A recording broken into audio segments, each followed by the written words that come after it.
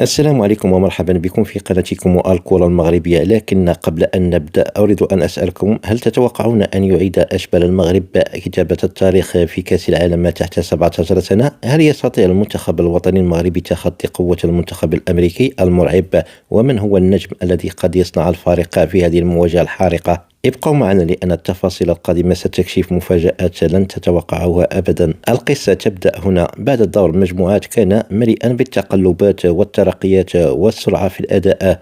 نجح المنتخب الوطني المغربي لأقل من 17 سنة في انتزاع بطاقة العبور إلى دور 32، ليس كمتصدر ولا كوصيف، ولكن ضمن أفضل توالت، وهو السيناريو الذي جعل الجماهير تعيش توترا حتى آخر دقائق الجولة الثالثة. وفي الوقت الذي ظن البعض أن الرحلة انتهت، فاجأ أشبال المدرب نبيل بهاء الجميع وفتحوا صفحة جديدة، صفحة الإقصائيات، حيث لا مجال للخطأ ولا مكان إلا للأقوى. القرعة قالت كلمتها: المغرب سيواجه الولايات المتحدة الأمريكية، منتخب قوي متصدر مجموعته يملك أسماء سريعة وخطرة. لكن السؤال الذي يطرحه الجميع: هل سيقف الأسود الصغار مندفعين أمام منتخب يأتي بثقة كاملة، أم أننا سنشهد أكبر مفاجأة في البطولة؟ مباشرة بعد معرفة الخصم، عاد المنتخب الوطني إلى التدريب على ملعب الملحق رقم 1 بملعب التمامة في الدوحة. أجواء جدية، تركيز عالي، والجهاز الفني يشتغل على التفاصيل الصغيرة. فوق الملعب عمل بدني قوي، وفي غرفة الفيديو دراسة دقيقة لأسلوب الأمريكيين: السرعة، الضغط عالي، والتحولات. كل المؤشرات تقول إن المباراة لن تكون سهلة، لكن ماذا لو كان المغرب هو من يصنع الحدث؟ ماذا لو كانت هذه المواجهة هي الانطلاقة الحقيقية نحو أدوار أبعد؟ ومن اللاعب الذي قد يخطف الأضواء؟ الساعات القادمة ستكشف الكثير، وموعد المواجهة سيكون منعطفا في رحلة الأسود الصغيرة داخل المونديال،